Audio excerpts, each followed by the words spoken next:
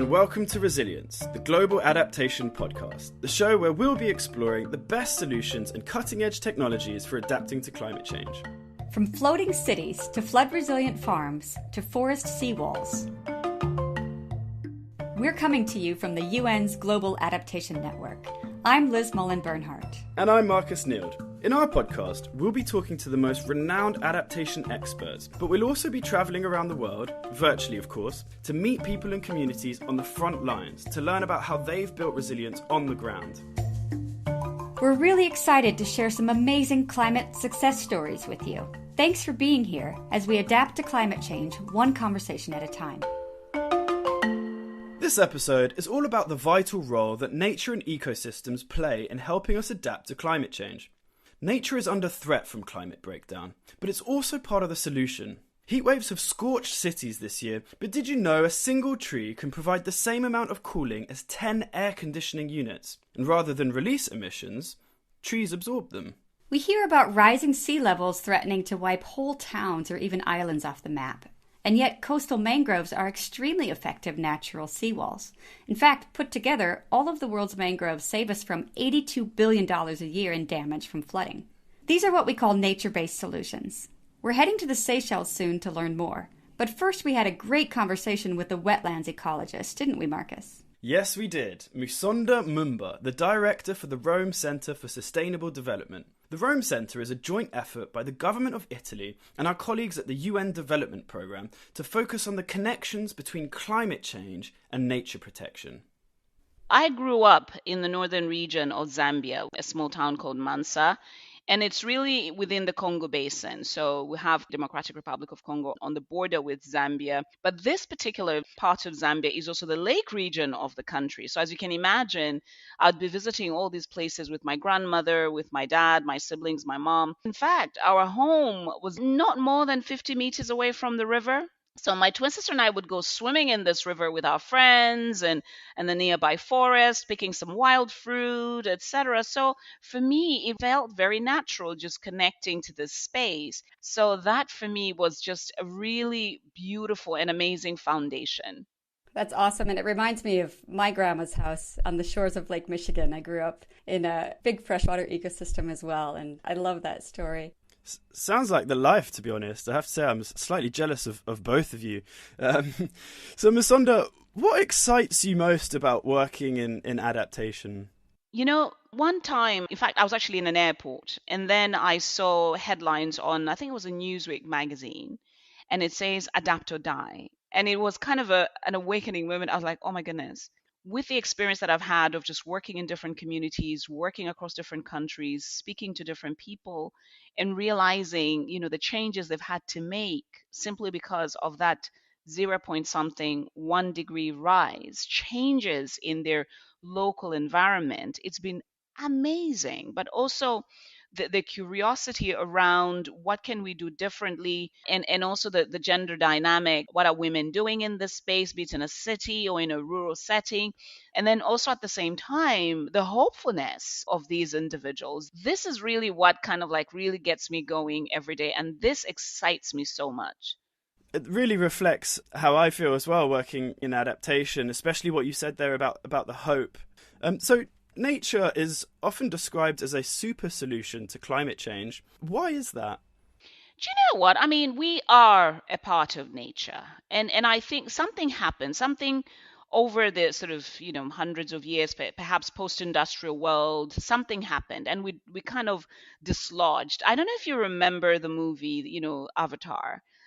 There's a scene in that Avatar movie where everybody's kind of connected to this tree of life.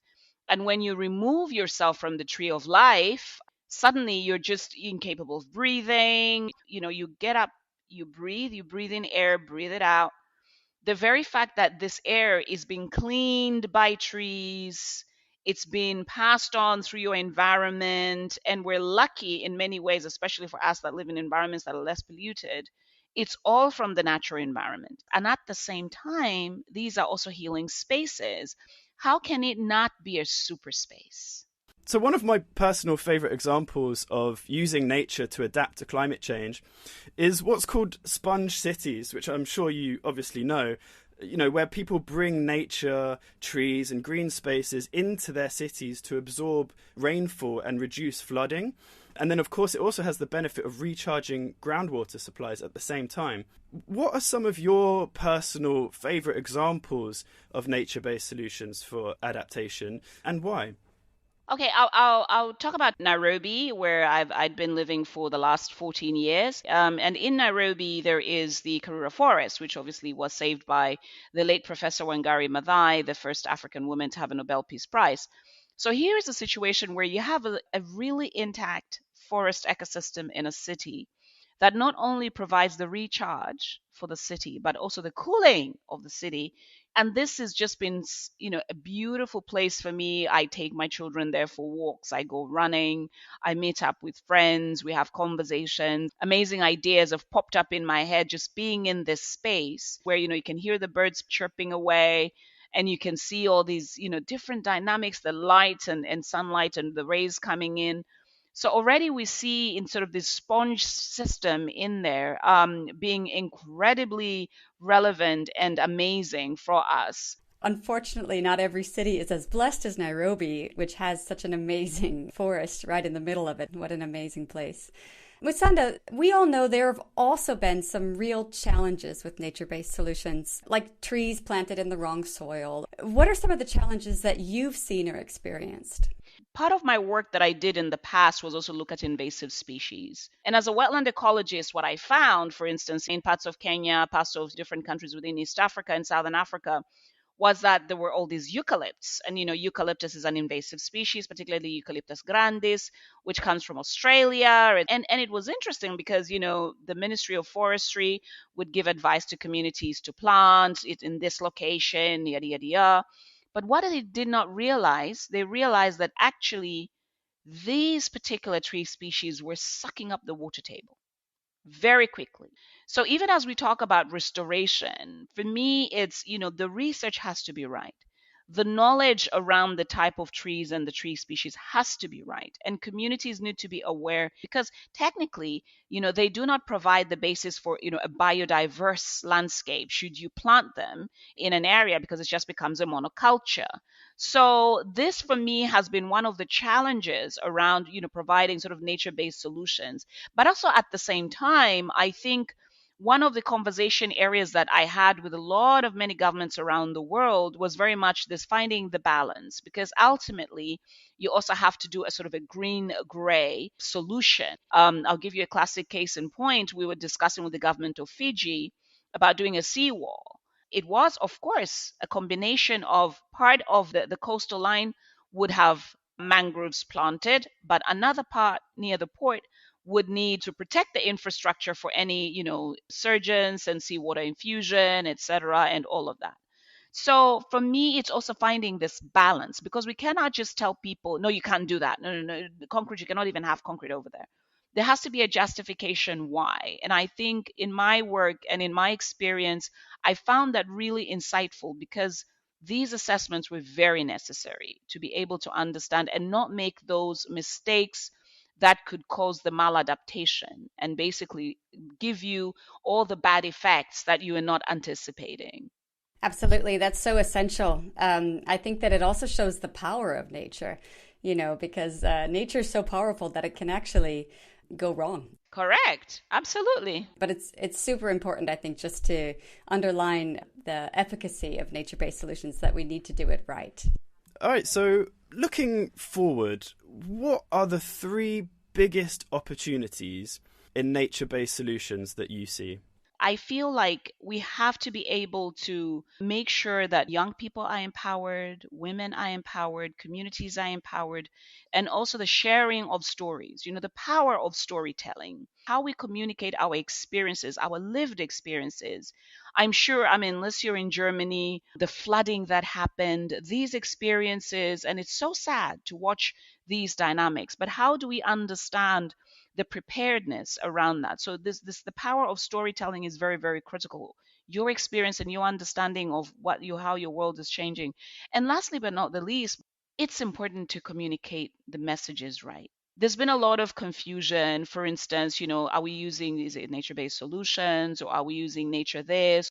So depending on the interpretation, I think the foundations are critical to be able to share, be it with governments, be it with scientists, be it with communities, and also in a language that's accessible. I was telling someone the other day that actually in my language, in Bemba, we do not have the word restoration, because my language always talks about regeneration. So even as you speak to people, let's encourage them that, having a nature based solution is really an ultimate act. Let's take care of nature now as is, and not want to say, oh, yeah, let's just destroy it and then we'll see, we'll do something a little bit later and then make it recover. When you look at that resolution from the UN General Assembly, the word that came first was conserve, because it was conserve and restore where necessary. So, in essence, of course, there are spaces around the planet that are very degraded, incredibly degraded. I mean, due to maybe agriculture or mining. Even as we're restoring these currently degraded spaces, there is no guarantee that it will come back to what it was. We don't even know the baseline. Let's start there. So the issue, therefore, is even in a 1.5-degree world, you could say, oh, I'm actually just going to plant trees here and shrubs, etc. But they could not grow, perhaps. We don't know. And this is where the challenge lies. So hence why that conserving is a very critical element. Forests and trees are generally the most talked about types of nature based solutions, but my UNEP colleagues, well, mainly Liz, I have to say, tell me that the conversation around nature based solutions is too often focused on trees and sort of neglects the role of wetlands. What's your take on that? I totally agree. I was talking to someone about the Sahel. And of course, there's the amazing Great Green Wall of the Sahel, which is brilliant and amazing. And they were like, oh, the Great Green Wall and the trees. And I said, hang on, just pause a minute there. The Sahel as an ecosystem is actually a mosaic landscape, of which predominantly it's a grassland and shrubland. And also, it has one of the world's largest inner water deltas. And I've been to the Niger River Delta. It's spectacular. You can see this delta from space. And it's a beautiful wetland ecosystem. And in the middle of this massive dry land flows the Niger River. So for me, even as we talk about restoration, it's talking about the landscape, the different ecosystems. And wetlands are so, so incredible and important. In fact, wetlands have been referred to as the lungs of the earth, because wetlands are the very good indicators in terms of, okay, how is the recharge happening for the river? Are you getting the right water supply? Is it clean enough? But also, is there a possibility that this river could dry? And even that level of degradation in a forest will have implications on a wetland ecosystem. And so it cannot just be about trees, trees, trees, trees. Yes, a lot of people see more trees than they would see insects, even, or worms. But all of this is connected. All of it is interconnected. Masanda, it's great to hear you raise the flag for wetlands. I know that you're a fellow water person, so you're a person after my own heart. You just mentioned the UN Decade on Ecosystem Restoration, and it's got a very ambitious goal to trigger a global movement for restoring the world's ecosystems, not just for nature's sake, but also for the benefit of people. I guess the question we would have for you is, what role can the UN Decade on Ecosystem Restoration play in helping us adapt to climate change? You know what, Liz? The fact that this was passed as a UN General Assembly resolution was a massive milestone. Massive milestone. Within the conversation of this decade, you realize that from that resolution, there's the discussion around the Rio Conventions, the Rio Convention on Biodiversity, Convention on Climate Change, and Convention on Land. Really, all three talk about why restoration matters. I think this decade provides an opportunity, back again to the example that I gave from the Sahel, of the importance of connectivity and the importance of adaptation. We cannot, and I repeat this, we cannot assume that with the changes on the planet, and we are living through a planetary emergency, we cannot afford to be sloppy. We cannot afford to even imagine that we can just leave business as usual.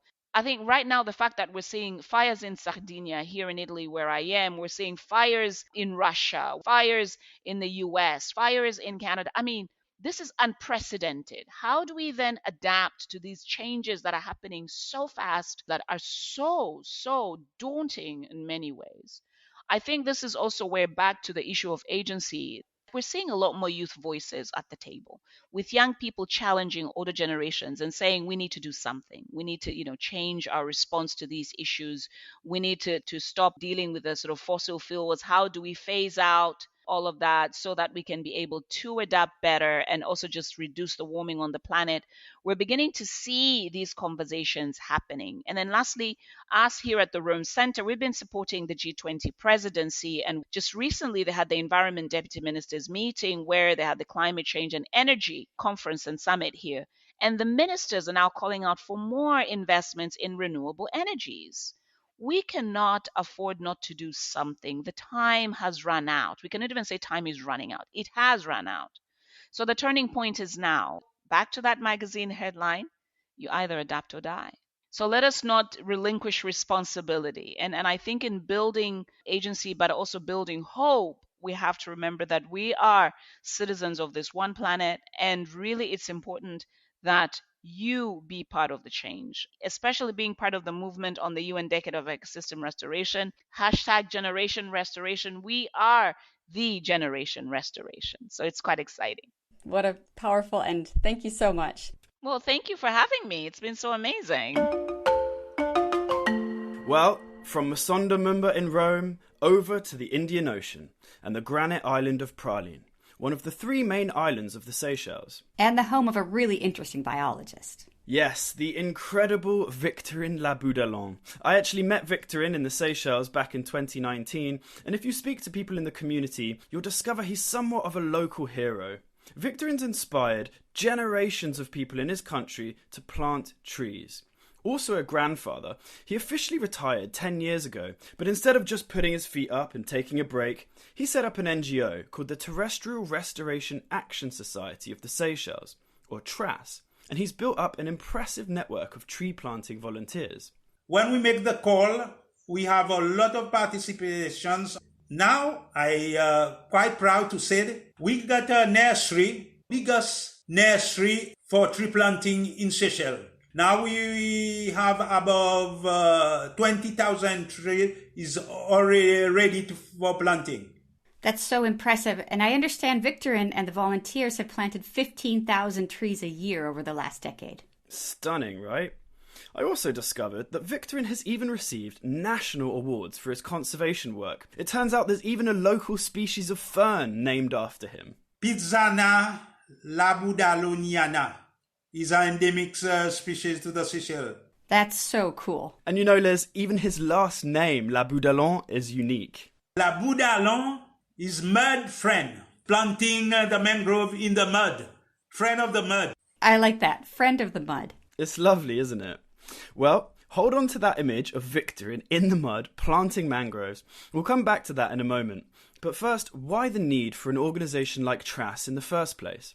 Praslin is the place that they burn all the years. I think they get 3 or 4 bushfire. For example, the introduced species like cinnamon, as soon that the fire touch with the leaves, they burn rapidly because they can move with wind. They can move quite very quickly. When we met in the Seychelles a few years ago now, you showed me around your own tree nursery and you explained to me how different types of trees offer different services when adapting to climate change. Are there any trees that you can plant as a solution for wildfire? They got one they call Tabebuya balida. Is a trees that they containing about 60% water in the leaves. They do not burn quickly. They must heat before they burn. Even they got some endemic trees we can grow that they can not burn as soon that they have fire. So could you tell us a little bit about the adaptation work that you and the TRAS Trust have been doing? We try to make our best to cover the islands of Praslin to stop the land degradation. If you see, they got some area, they got land degradation. The other area is quite green Because if it's on a state land, as soon as they got a fire, the next year is coming, the government make effort to plant. But on the private property, they just let it be. Because we do not have a law that is said, okay, 1 year, 2 years, your place was banned, you must plant, or you can contact trust and we can make arrangement and get sponsor. And if you go from the east to the north, you will see off the top of the ridge of the mountain was quite, they got nothing. They got just a small bush and they got a soil erosion. With the climate change, it's good to starting to replant trees on the mountain to stop the land degradations. Because in the time that we got bushfire, when it's raining, they take all the ashes, all the dust, they bring it to the river.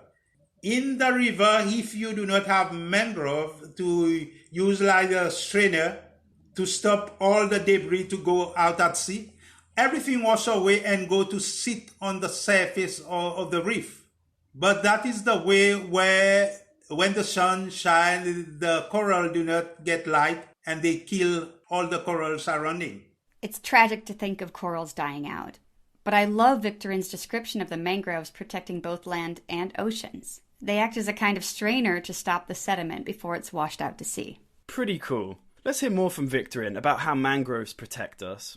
Yes, if you have mangrove was growing in the coastal area, even they got a tsunami, you will see they do not disturb anything. Some species of mangrove, they can grow out at sea. Let's say about 20 meters out in the sea. For example, in 1770, when those people arrived to starting to live on Mahe, they can't manage to go to Mahe because they got so many mangrove, they cover all the bay. Even you do not see a lot of mangrove in Victoria in these days. In the past, they used to have a lot of mangrove growing. So let's say tomorrow all the mangroves in the Seychelles disappear. What would happen? First thing, you do not have fish gone, crab gone, and you know that you do not have a nursery to nurse the small fish.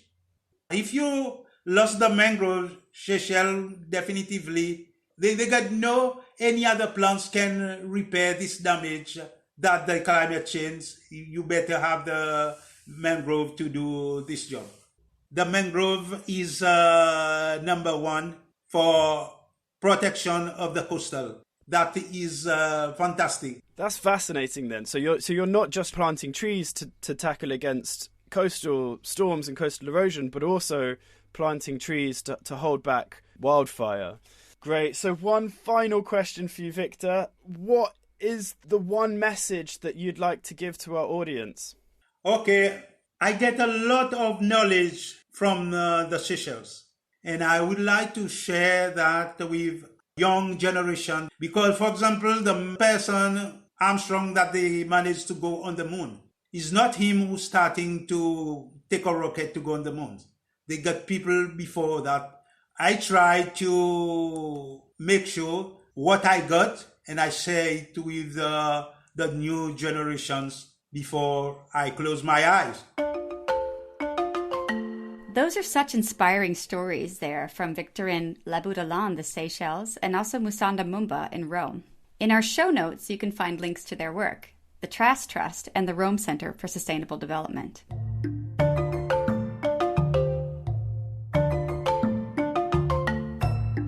Well, Marcus, that's it for the series. It is indeed. What a journey. I've loved hearing such optimism and so many great examples of solutions, especially from young people, of how we can help societies thrive and even have fun in a world dealing with climate change. Cooking classes, Minecraft games, it gives me a lot of hope for the future. And hasn't it been great to hear these personal adaptation stories from each part of the world? We've seen the real transformation in people's lives from danger to resilience. I have to say, I will always remember Madame Cisse on her motorbike with a megaphone in one hand and her sheer determination to spread early warnings to save lives. Adaptation personified. This has been Resilience. Keep adapting. Please give us a shout out and share the series or any episodes that really resonated with you. We're Liz Mullen-Bernhardt and Marcus Neild, and you can find out more about our organisation, the UN Global Adaptation Network, in the show notes. Penny Dale is the producer.